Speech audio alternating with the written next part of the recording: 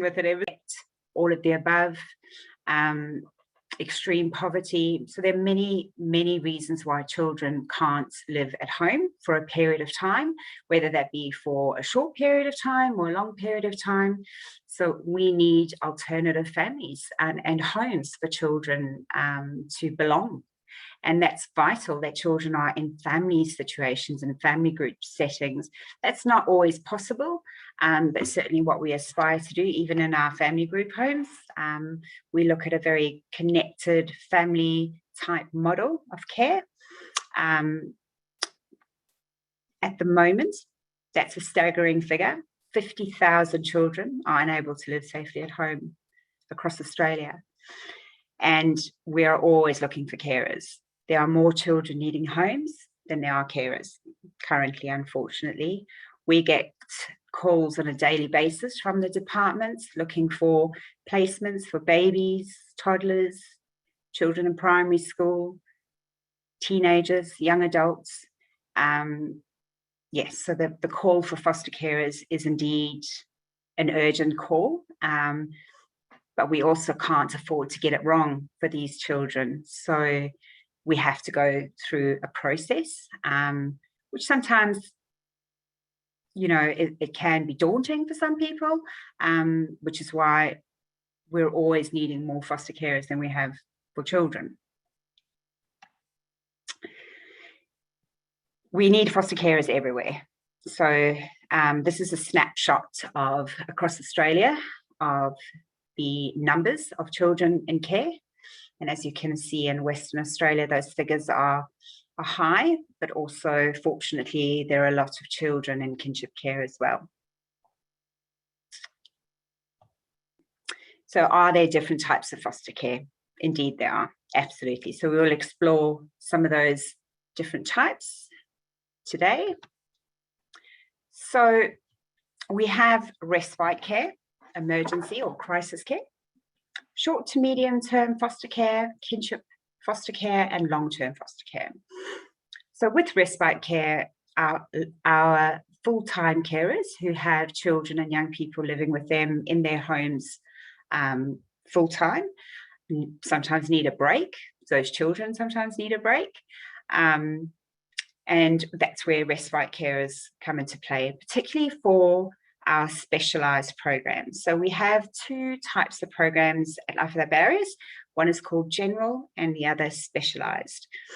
Specialised carers look after children and young people who have more complex needs and more escalated behaviours, I guess. Sometimes there is a diagnosis, sometimes there's been a lot has happened to those children, which is exacerbated by complex behaviours.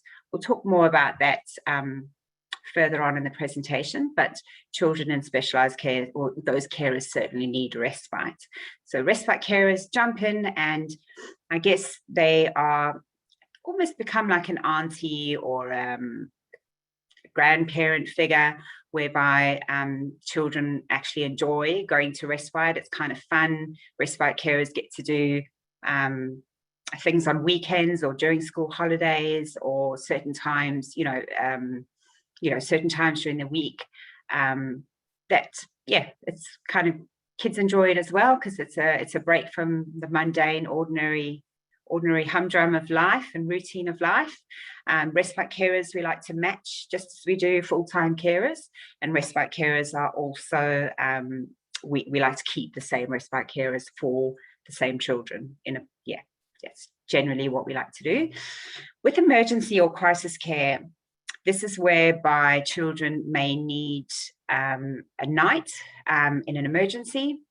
That could be for a variety of reasons. They could be coming from a volatile situation, i.e. they could be recently apprehended and brought into care.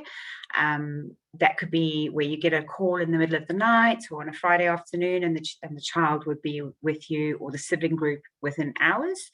It also could be a situation where a placement is broken down, where our full, for whatever reason that carer life has happened. They may have become ill, there may be a personal situation, or the placement's broken down, and we need somewhere quickly for that child or sibling group to go to.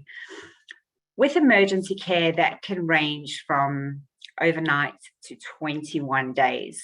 We do ask for a minimum, a minimum commitment of a week to 21 days, because often that's the time we need to figure out what the next move is for the child or sibling group.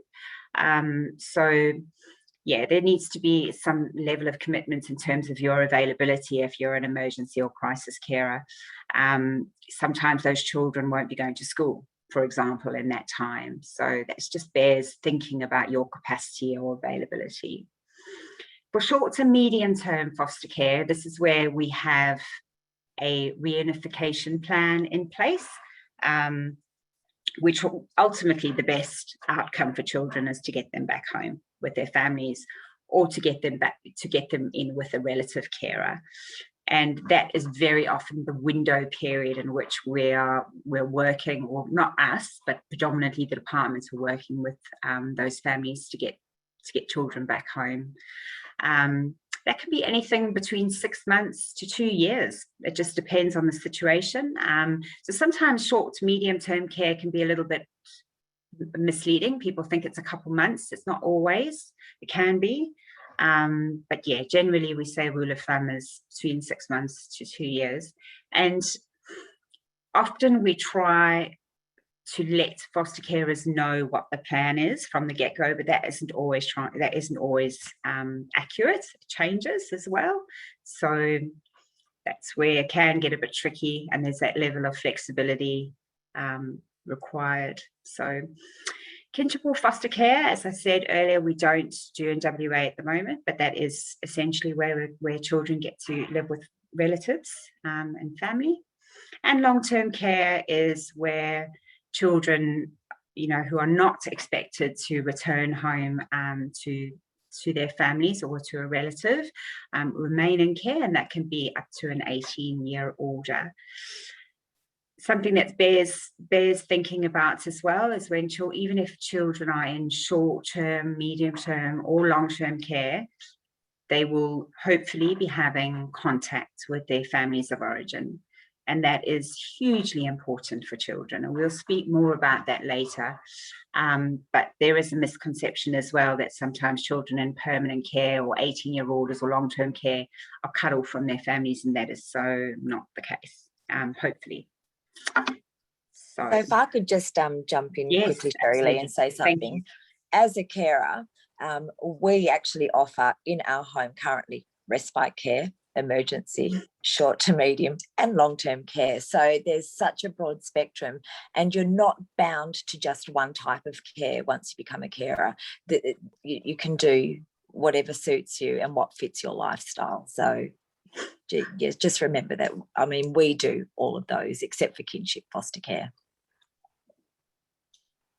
Perfect. Yeah, absolutely. And I wonder if, Heidi, if you could talk to the importance of family connection as well. So we've been carers for just over 10 years now, and we have relationships with most of our families. In saying that, it's not always with the parents or either mum or either dad. Sometimes that's not entirely safe. So we also have relationships with grandparents and aunts and uncles, and so much so that some of them come over and have morning tea with us, and we meet up with them on weekends on occasion, and certainly for birthdays and often for Christmas. It's just really important for the children that they just love that they have two families, and that they're extra special because they have two mums and two dads, or whatever they prefer to call you, whatever you prefer them to be called. But it's really, really important for the children because that's always going to be their mum and dad. So you just need to keep those links open and the communication open for the kids. It's really important. We have more balanced children, I think, because of it. And we have photos of the parents and the families up in their bedrooms and things like that. So they're just, and it's our dinner conversation. We talk about our families, all of our families. Yeah, and that works well. It just keeps them really connected. We're not there to take over that role. We're there to enhance that role. Beautifully put. Thank you so much, Heidi. Okay, so So our approach to foster care is very much within the care models, whereby we operate under the 6 principles of care, which create conditions for change.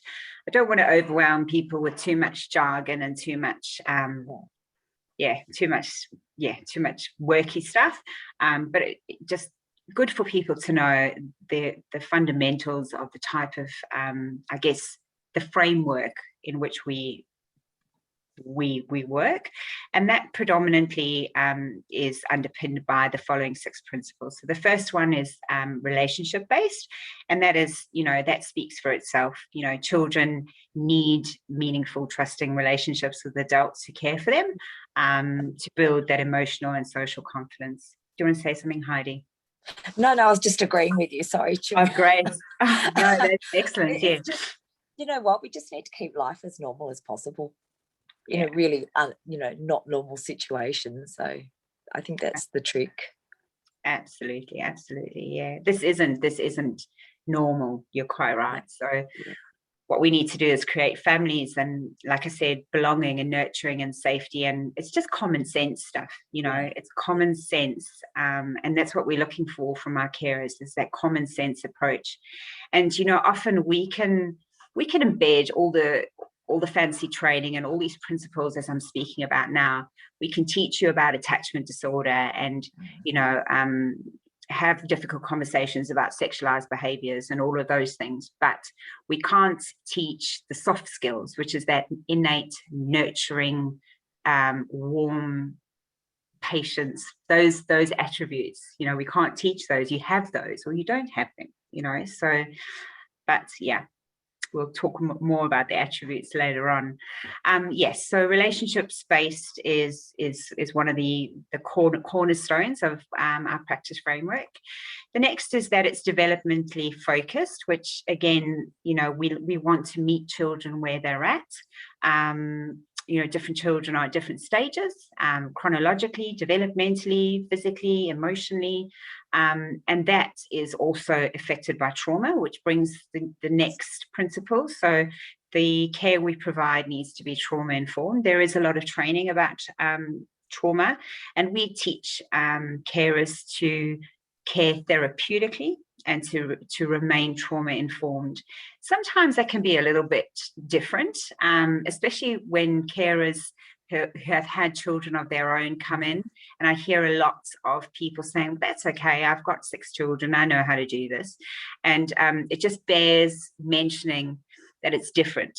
It's different for children in care because, your children hopefully have attached functionally and have not had those trauma experiences and neglect. They've met all their developmental milestones, whereas a lot of these children haven't. So they will see the world in a very different way. It's a very different lens, and carers need to approach care therapeutically to adjust to that. So that's trauma-informed care is really important. Family involved, as Heidi has spoken about, really articulately and beautifully. It's really important for children to be connected to their family. And competency centers, which is very much in line with developmentally focused. We want to help children develop the skills and knowledge for life and attitudes and life skills that they need to negotiate life, which, as we all know, can be quite tricky, and especially tricky if you haven't had a great start. Okay, so lastly, ecologically oriented, which is just really about the environment. We want to create warm, safe, nurturing environments where children can thrive and grow and feel like they belong. They don't have to be these palatial, a lot of people think, oh, well, I've got to have this big home with lots of stuff. And it's not about that. It's about home, and that looks different for lots of people. It doesn't have to be, you don't have to have a pool and a big garden and a spa. And if anything, some children are quite uncomfortable with that. Yeah. So, yeah. Right. So children in care, they come from all walks of life. Their children have all, as we know, a unique set of experiences. We've seen children come from the exact same experience, siblings who have different experience. They've had the same experience, but they have different outcomes to that experience, different manifestations of their trauma. So it's really important to know that we all know this, but no two children are the same. They all have different needs and triggers and desires and passions, and that's for all us human beings. So we need to take that into account with children as well, and that's where matching comes in as well. Fundamentally, children in care are aged between 0 and 17, so they age out of care at 18. And as I said, they come from all backgrounds, cultural backgrounds, socioeconomic platforms, etc. And but the cornerstone of all of us is that all these children have families who are important to them. Yes. Yeah. And children in care, it goes without saying, have all suffered trauma. Something has happened to them, and we have to keep asking ourselves, what's happened to this child? Not focusing so much on the behavior, but what's happened to this child, because they've all had trauma. And I can promise you that children in care are not put into care, do not come into care lightly. The decision for a child to come into care is not made whimsically. Stuff has happened. They've seen and experienced things that no child ever should. And that's what we're here to navigate with them. So the most important role of foster carers is we want good outcomes for children. And, we want children to grow and thrive and to find trust in the world again. And that is, those experiences are different for everyone. We have a range of care stories and experiences on our website. And in this slideshow, they come up, but we've had in the past some technical difficulties. So we're not going to attempt to do that today. We're not going to share these recordings, but Lucy has very kindly offered to share the link to the carer stories on our website, and you're really welcome to listen to those. They're all very different, and hopefully you'll get something from that. Just quickly, Sherry Lee, is everybody aware that there's a chat box if anyone has questions along the way? So up on the top right hand side, there should be a little chat box, and if anybody has questions, we're more than happy. Lucy and I are sitting in the background here. We can happily type away some answers back to you while Shirley is talking. So just feel free, and that's where Lucy's going to put the link up for these videos for you as well. Yeah, absolutely. And as I invited you all in the beginning, if anyone's joined us after, if you could just put in your postcodes as well, that's really useful for us. But yes, we'll also put up a link for you to get in contact with us personally. And I think my mobile number will also be shared. So excuse me, I've got the sniffles. Recovering from a bit of a cold. I'm trying not to sniff in anyone's ear. Okay, so who can be a carer? Well, carers come from all walks of life, all backgrounds and cultures. And as I said earlier, it's not about your credentials, qualifications, your experience even. It's about those innate qualities that you have. It's about having, I always say to people when I first meet them, why do you want to become a carer? And what I really want to be hearing is that I have a real love for children, and I really like children, and I want to see positive outcomes for children and young people.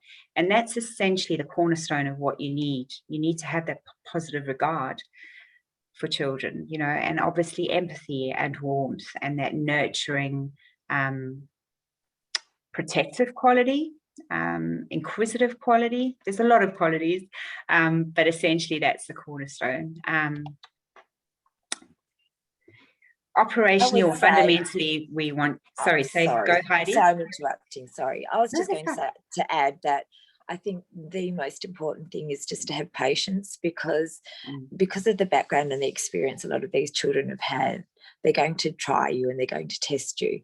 When you have your own children, they're born knowing that they're loved and they're nurtured, and that's okay. But when new children come into our home, they're going to try that and they're going to test that. So I think the most important attribute that you really can have is just patience.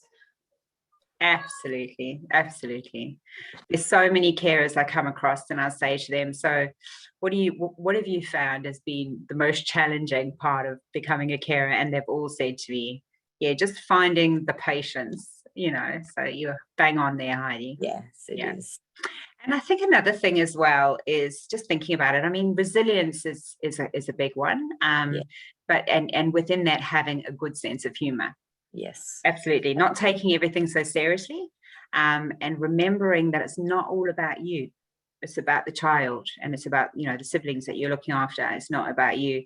And I think it's hard. Of course it's hard. We're all human beings, and sometimes we do take things personally, and sometimes dealing, with external stakeholders and all kinds of bureaucratic stuff can sometimes, be a little bit overwhelming, and it's hard to not take things personally, especially when you are personally invested.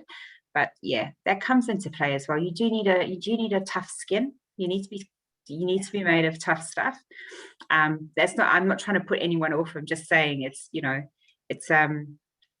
good to remember to have a sense of humor in all of this. But there's so much support out there for us now. There's so much, particularly working with an agency like Life Without Barriers, where you're not just dealing directly with the department. I find that there's just having that intermediary is so much more supportive. Yeah, for sure. We'll talk about some of those supports now, but just getting back to what you need to, just the basics. You do need to have a spare room. You do need to be over 21 or with relevant life experience. We prefer people to be 25 and upwards, but that's not, it just depends on your life experience. And as I said, experience is desirable, but it's not essential. We do provide lots of training and support. We do need you to be well and healthy. And, everyone has ailments and everyone has, medical histories. And it's not about finding Mr. and Mrs. Iron Man at all. It is just about, you will get to go for a medical throughout your assessment. It's not a big we don't expect you to get onto a treadmill and do the marathon, but it is about checking that you, fostering is not going to compromise your health. And that would be mentally as well. So mental health is also important. Whether you're single, in a relationship, de facto, in a same-sex relationship, none of that is important. What's important is your, as I said, those attributes and your willingness to work collaboratively with us as a team. We do background checks that includes police and departmental screening checks. We will get, a working with children card as well for you. You can have children or not have children. So your children may be grown up and have left home. You may be an empty nester. Yeah, that doesn't come into it at all. As long as you're active and willing. And are willing as well to complete all the training. There is quite a bit of training prior and after you become approved, and it's all for your own self-development. We see carers that engage in training and engage with us as an agency after approval go on to soar. It's a lot better to engage with the training and with the agency as well after you become a carer. Right, so we'll just explore some frequently asked questions. I might have already covered these as I've been waffling along. One of them would be, I am single, can I foster? Absolutely. Many, almost 50% of our foster carers are single. So as I said, families come in all shapes and sizes, and same-sex couples, absolutely, we value diversity. You can foster if you don't have your own children. We also, yes, so that was all about the attributes that where we as Heidi's already mentioned, patience and understanding, acceptance and availability. Availability is a big one. It's something to really bear in mind, is do you have the capacity and the availability? And that comes into the next point about commitment. You know, a lot of these children will have lots of appointments, as you would if you had your own children. You know, they need supervision before and after school, drop-offs and pickups, and, you know, school holidays, if they get sick, if they have, to say, lots of other appointments, therapies, etc. Yes, so the other thing is, you know, just having that flexibility. Things change in care a lot of the time. Sometimes goalposts are moved, but, and that's where having a bit of flexibility will definitely help. And the time, as I said, the time capacity to give, and that commitment to maintaining and strengthening family relationships. It's really important to remember that, you know, it's a tough gig. We're asking you to love these children as if they're your own, but they're not your own, and they have their own families, which we hope that you will support them to maintain contact with. All right, so we're going to be going on to the process. The process takes, we say, you know, in this slide, it talks about 3 months. I always like to under promise and over deliver. I would say it looks more like 6 months, because, you know, that there are various stages that we take you through, and as I said, it's a commitment, and we like to ensure that you're up for the challenge and that you're suitably prepared. We are not, as much as we're all about keeping, you know, about positive outcomes for children, we're also about keeping you intact. And that's what this process is about. It's about keeping you intact, so that, and the more we know about you, the better we can match with you. You know, the more that we know what your strengths, your weaknesses, you will have them, your areas of development are, the better we're able to work with you and to nurture you as carers.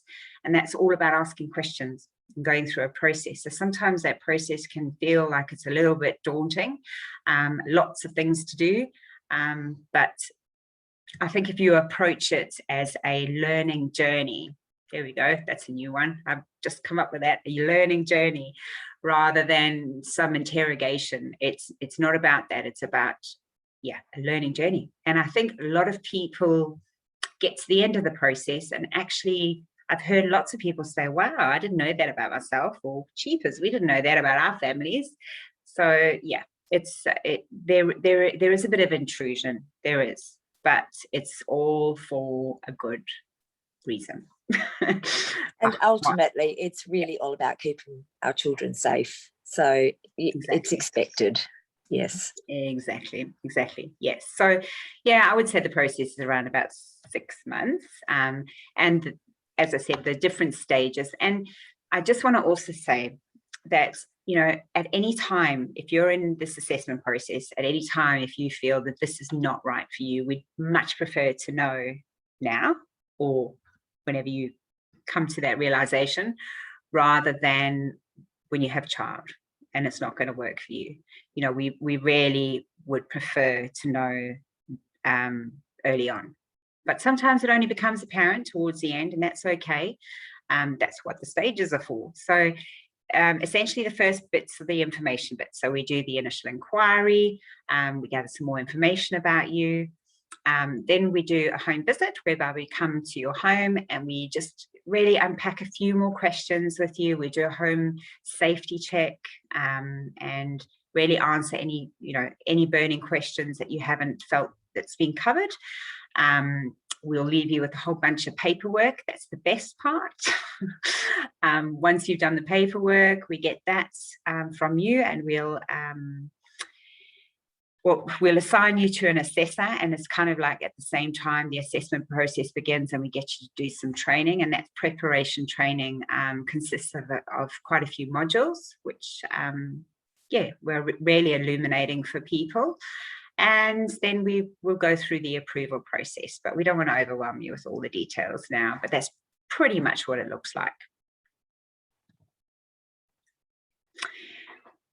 We do provide lots of support. So obviously, we cannot expect you to go to be a good carer without a huge team around you. So there's lots of therapeutic intervention. We have clinicians as well. Case managers all surround you with lots of support. And as I said, there's training. You're certainly not thrown into the deep end. So that includes 24/7, 365 days on-call support. So you're never alone. There is financial reimbursements as well, so that hopefully you're not out of pocket and the child has everything they need. If you're a specialised carer, the support is slightly higher financially and in terms of support work hours, etc. And there is respite for you. We have a fabulous carer networking system called the Mockingbird family, which I'm not going to go into too much detail about, but that essentially is I'll bring up the slides, but that's really whereby we have a central hub of very experienced carers, I guess like Heidi, who offer support and mentoring to other carers that come through who become constellation houses. It's all very, very much in the vein of it takes a village to raise a child, and that's the same thing in terms of Life Without Barriers carer networks. We're all a community, and children thrive in communities and belonging. So yeah, I don't know if you wanted to say anything more about the Mockingbird family, Heidi, or does that cover it? Sorry, I just had to unmute myself. No, it's just something that we're starting to develop now. So at the moment, there's 2 carer ambassadors, myself and another lady, and we're just mainly doing one-on-one supports at the moment, but certainly working towards creating these hubs. They seem to form quite naturally, actually. People just tend to form into little groups. So that's something that we're going to be working towards now and developing more. Perfect. Excellent. Good. So, where to from here? Well, there's lots of places you can make an inquiry. First place is our website. There's lots of information as well in that. There is a number you can call. It's on our website as well, whereby a team will call you back straight away, hopefully. And yes, so the carer practice managers and doing this presentation today. So I'm not Jen, I'm Sherry. But Lucy will provide my mobile number as well. If anyone wants to call me, I'm happy to have a chat with you. Or yeah, if you want to leave us your details in the chat as well, we're more than happy to get to call you. And I'm happy to talk to anybody as well and just give it, speak to you from a carer's perspective. So if you just want to leave a message there or even contact Sherry and leave your number with her, I'm really happy to call you back and have a chat. Absolutely, yeah, absolutely. What I didn't cover, I'm really sorry, I completely forgot. If we can just go back just a smidgen, one of the other services we have in the Goldfields and in Broome as well is the family group homes. So there may be somebody listening tonight that may be interested in that, or if you're not yourself, if you have certainly friends and family that may be interested, there's a huge call out for carers in our family group homes. I'll just let Lucy speak to that, if that's okay, Luce. Yes, thanks, Cheryl Lee, for that. I was actually going to mention that before we close. Yes, so we're always looking for carers that are willing to leave their home and come and live in the family group homes that we have. We have 2 here in the Kalgoorlie Goldfields region, and we also have 3 homes in the Broome area.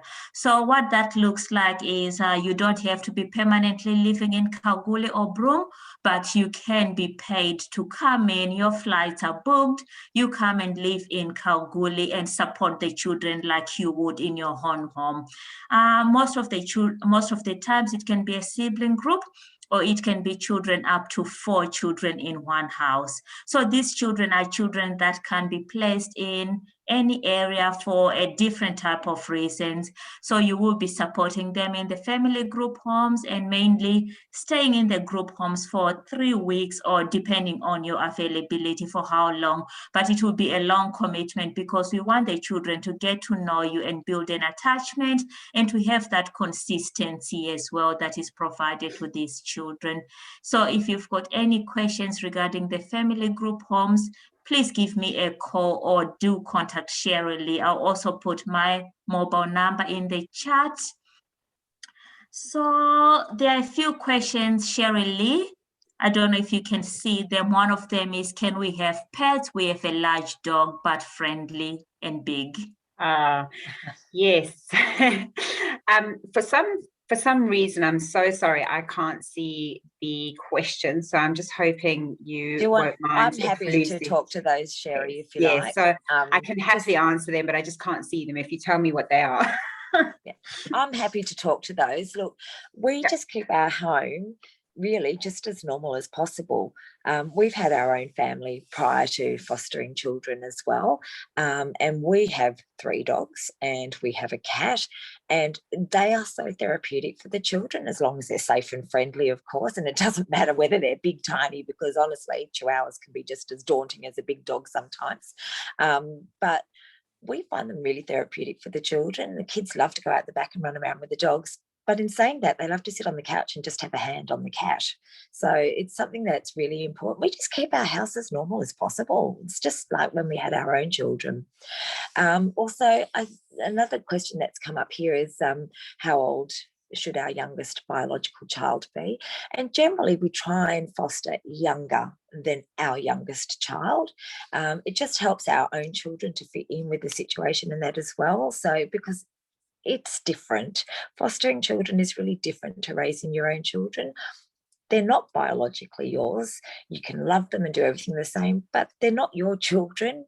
We are just an add-on, and we are there to support them. So, we generally like our own children to be older than our foster children.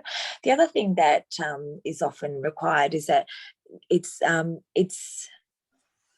preferred that they all have their own bedrooms. So when you're talking about the size of your house, etc., it is preferred that foster children do have their own bedrooms as well. So you need to take that into account as well. Yeah, they can share if they're siblings and if they're close in age, but preferably. Yeah. And just to add on what Heidi is saying about age ranges as well. There's a lot of research that's gone into messing with pecking orders and stuff. Yes, so, absolutely. Children, and definitely we don't want to, as I said to you earlier, we want to keep your family units intact as well as you. And we definitely find that having a child younger than your youngest, younger than your youngest is the best. If I can give an example, when we first started our journey of fostering, we had a teenage son and a younger son of our own children still at home, and we were given a teenage boy just on a short-term placement. And that was really difficult for my teenage son to navigate. And it's exactly that. It's the pecking order. Now, through years of experience, it wouldn't be an issue. But yes, in the beginning, that was a difficult thing for him to navigate. And, it's just not you just don't want to be in that situation. You just want to make it as easy as possible. Yeah, absolutely. I can see the chats now. I see a question has just come up. My husband and I both work full time, but can be a bit flexible working from home sometimes. Can we still foster? Absolutely. Yeah. And, as I said earlier, it's about if you have the availability for, after school pickups, when that's needed, school holidays. Yes, there's respite that's provided if you're a specialised carer, but as a general carer, that might not always be an option. So, so you just need that availability for children, and particularly at the beginning of the placement. Some children aren't settled, and we're not too keen on after school care, and definitely not childcare when they're little babes initially. So taking that into account if you have that capacity, or certainly if you have the supports to assist you with that. So one of the other questions there is, can our foster children go to the local school with our own children? And in general, I would say yes, all of our children go to school locally with us. However, sometimes if you're just going to have a short-term placement, it's preferable to keep them in the school that they're already attending. You just want to keep as much continuity for that child as possible, and just as much familiar stuff for that child as possible, particularly if they're looking for, if it is just short term and they're going back home to mum or dad or family. So you don't want to disrupt too much. But apart from that, most of our children that we have are long-term children, and so they all go to the local schools with us. The other question as well I can see for the family group homes is, can I be a live-in carer if I'm single, or does it have to be a couple? So it is preferred that it is a couple, because that's the model of our family group homes. And also because we want to bring in a couple. It doesn't matter what it is, same-sex marriage, even sisters, brothers, whatever it looks like. We just want people who already have that relationship, because we've had some issues as well. If people don't know each other and we bring in two different people from different backgrounds and different circumstances, it just makes it a little bit harder, because people do clash sometimes. So it is preferred that they already have that relationships between themselves. Yeah, absolutely. So we have another question as well. Do we get a choice of ages for the foster child?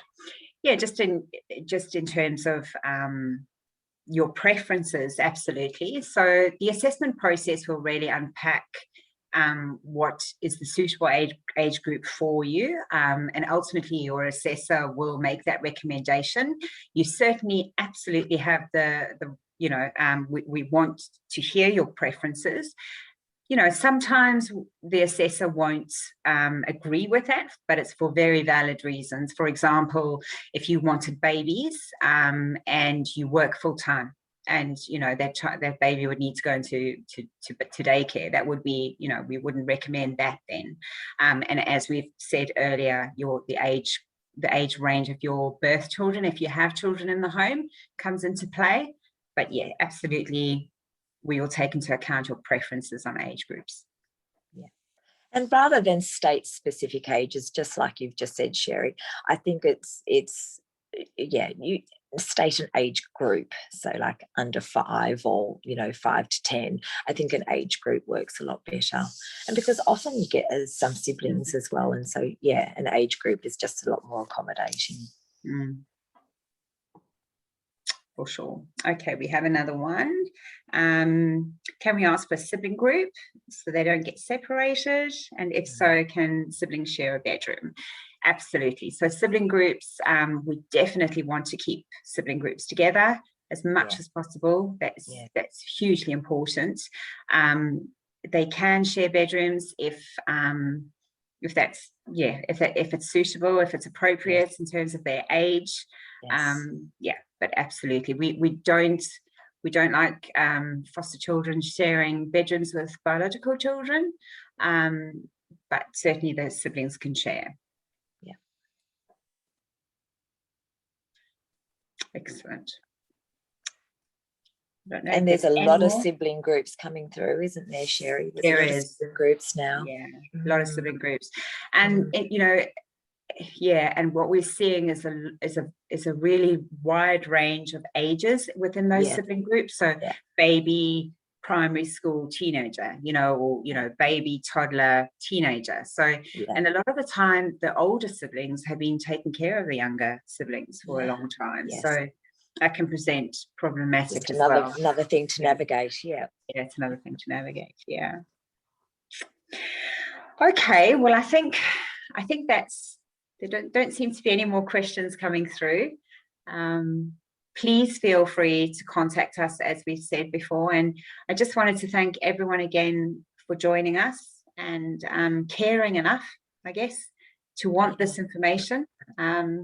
It's important stuff, and you're gems for joining us and wanting to know more.